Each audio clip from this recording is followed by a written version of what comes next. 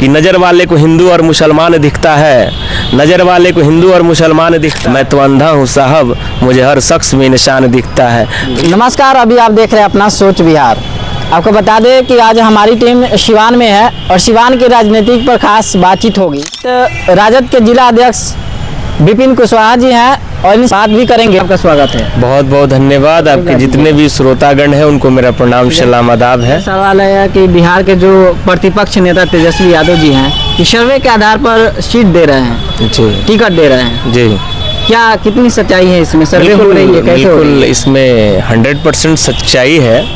हमारे नेता आदरणीय तेजस्वी प्रसाद यादव जी बहुत मेहनत कर रहे हैं। आप तमाम देख रहे होंगे कि जहाँ पे भी कोई भी घटना दुर्घटना हो रहा है या कोई भी चीज़ हो रहा है वहाँ पहुँच रहे हैं। और हम लोगों को एकजुट होकर के सरकार बनाना है, क्योंकि ये थकी हुई पकी हुई सरकार है। इस सरकार से, इस डबल इंजन की सरकार से, ये भाजपा और नीतीश जी की सरकार से पूरी जनता ऊब चुकी है, परेशान है। भ्रष्टाचार बड़े पैमाने पे है, हर जगह हत्याएं हो रही है, मर्डर हो रहा है, बलात्कार हो रहा है। तो जनता ऊब चुकी है और हमारे नेता इस बार हम लोग सब लोग मिलकर के उनको मुख्यमंत्री बनाने का काम करेंगे। भारत में जिस तरह से आतंकवादी हमले लगातार कर रहे हैं, इसको किस नज़र से आप देखते हैं? देखिए, इस पे तो कोई मेरा टिप्पणी नहीं रहेगा, लेकिन देखिए जो लोग हमले कर रहे हैं उनका कोई जात नहीं है, कोई धर्म नहीं है।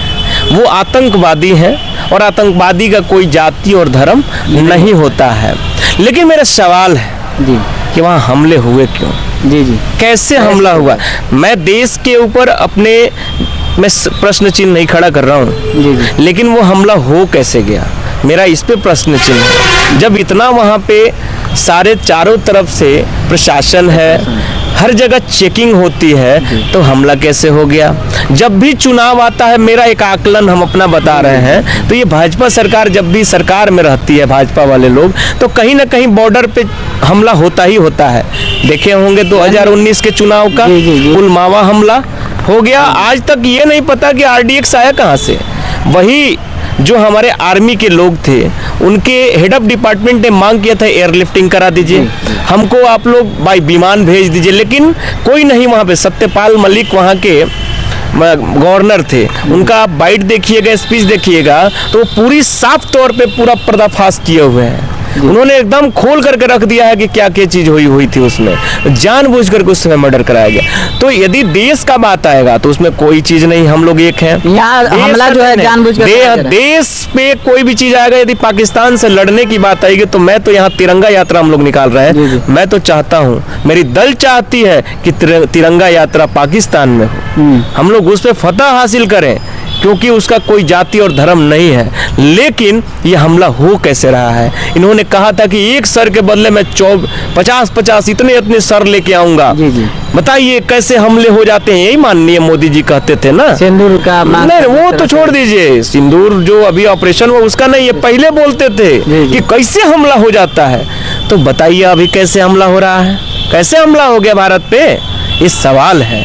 लेकिन देश का प्रश्न चिन्ह बात आएगी कहीं पे, लड़ने की विरोधियों से बात आएगी। हम लोग कोई राजनीति नहीं, एकजुट है और एकजुटता से आगे बढ़ेंगे। अच्छा, आप ही के मित्र करीब है आजम अली, पार्टी से वो निकल चुके हैं। देखिए, अब इस पे स्वतंत्रता है, जिसकी जहाँ विचारधारा में देखा जाए तो काफी आपके साथ घूमते थे। हाँ, घूमते थे। अरे भाई हैं हमारे, उनकी विचारधारा यहाँ से नहीं रही, उन्होंने दूसरी पार्टी। तो लोकतंत्र है ना इस देश में, यही तो आज़ादी है, खूबसूरती है इस देश की। कॉन्स्टिट्यूशन ने हमें अधिकार दिया है कि हम किसी भी पार्टी में शामिल हो सकते हैं, किसी भी पार्टी से चुनाव लड़ सकते हैं, निर्दलीय चुनाव लड़ सकते हैं, तमाम चीज़ें। तो उसमें मेरा क्या? आजम अली ने कहा था कि मेरे ही चैनल पर बोले हैं कि वहाँ पर जिला अध्यक्ष का कोई सम्मान नहीं रहता है, पोस्टर वगैरह पर उसका नाम नहीं रहता है। कोई कमेंट नहीं, वो मेरे भाई हैं और आगे भी रहेंगे मेरे भाई, उस पर मेरा क्या कमेंट रहेगा?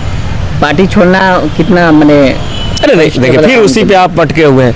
आप दूसरा सवाल कीजिए ना। मैं तो एक ही बात बोला ना कि स्वतंत्रता है।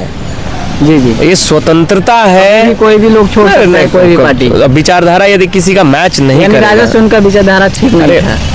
अब उनका अब वो गए हैं, क्या कारण से गए हैं, तो इसमें मेरा क्या सवाल रहेगा, मेरा क्या टिप्पणी? मेरे भाई हैं, मैं तो ये स्टार्टिंग से आगे भी रहेंगे मेरे भाई।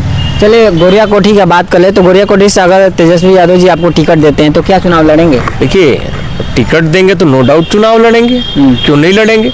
उन्होंने मेरे पे भरोसा किया, डिस्ट्रिक्ट प्रेसिडेंट। मैं 100% अपने आप में सेटिस्फाई हूँ, संतुष्ट हूँ।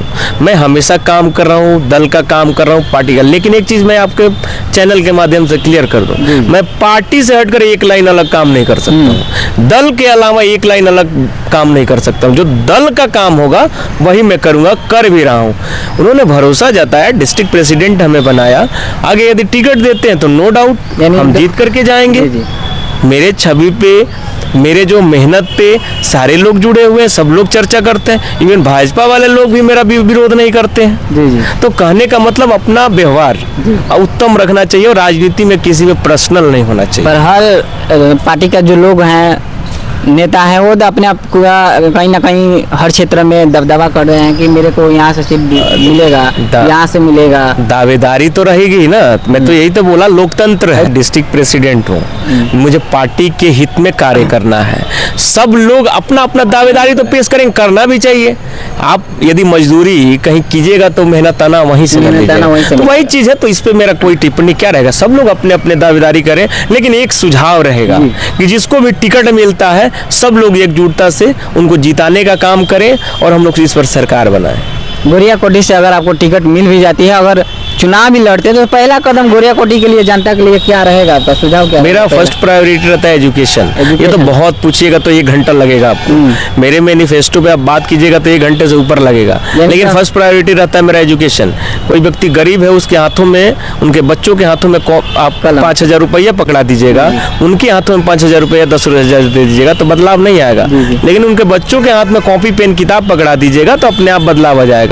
तो शिक्षा, स्वास्थ्य, बेरोजगारी, सिंचाई, भ्रष्टाचार तो मुद्दा है ही, लेकिन इनमें सबसे प्रायोरिटी आधार पे है एजुकेशन। एजुकेशन है जिंदगी में। एजुकेशन की कितनी महत्व? अरे एजुकेशन नहीं रहेगा तो फिर आप क्या कीजिएगा? एजुकेशन तो महत्व है ही 100%। आज के समय में तो और हो गया है। पर मिडिल क्लास के लोग हैं कि थोड़ा सा बच्चा पढ़ता है तो उसको बाहर भेज देते हैं लोग। देखिए, तो ये तो बिहार में ये तो बहुत बड़ा मुद्दा है ना। 20 साल से हमारे गठबंधन एनडीए की सरकार है, डबल इंजन की सरकार है। पलायन तो रोक नहीं पाए, शिक्षा को सुधार नहीं पाए, स्वास्थ्य को सुधार नहीं पाए, बेरोजगारी दूर नहीं कर पाए, कोई कल खाना लगा नहीं पाए। तो ये निकम्मी सरकार को उखाड़ के इसीलिए ना फेंकना है इस बार कि 2025 में ऊर्जावान नेता, पिछड़ों, शोषितों, दलितों के हितों में काम करने वाले तेजस्वी प्रसाद यादव जी को मुख्यमंत्री बनाना है। कि क्योंकि जो हमारे नेता कहते हैं वो करते हैं। 2020 में उन्होंने कहा था कि हम 10 लाख युवाओं को रोजगार देंगे, लेकिन भाजपा वाला गला फाड़ के कहा था कि हम 19 लाख रोजगार देंगे। लेकिन हमारे नेता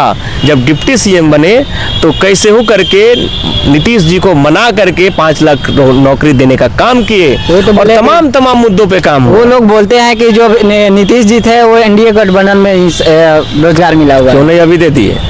अभी क्यों नहीं दे दे? उसके पहले क्यों नहीं दे दिए? 17 साल बनाम 17 महीना का रिकॉर्ड देख लीजिए। रमेश कुशवाहा का हम बयान लिए थे, उसी में देखिए वो मेरे आदरणीय है, हमको किसी पे टिप्पणी क्या करना है। मैं एक ही बात बोल रहा हूँ ना, मैं एक बात बोल रहा हूँ कि क्यों नहीं 17 साल बनाम 17 महीना की बात कर रहा हूँ। 17 साल में कहाँ रोजगार सृजित हुआ?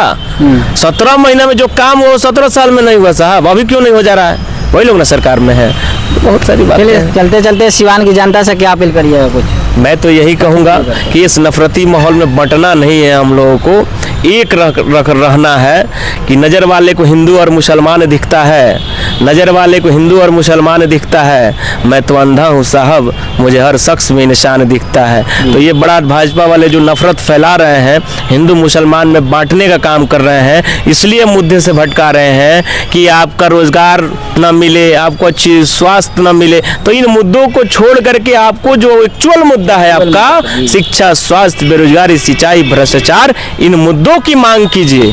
तो यही मेरा अपील रहा। शुक्रिया बातचीत करने के। मेरे साथ ये थे विपिन कुशवाहा जी, और बखूबी तरीके से अपने शब्दों को रखते हैं, कहीं भी पेश करते हैं तो इनकी शब्दों में एक सच्चाई झलक आती है।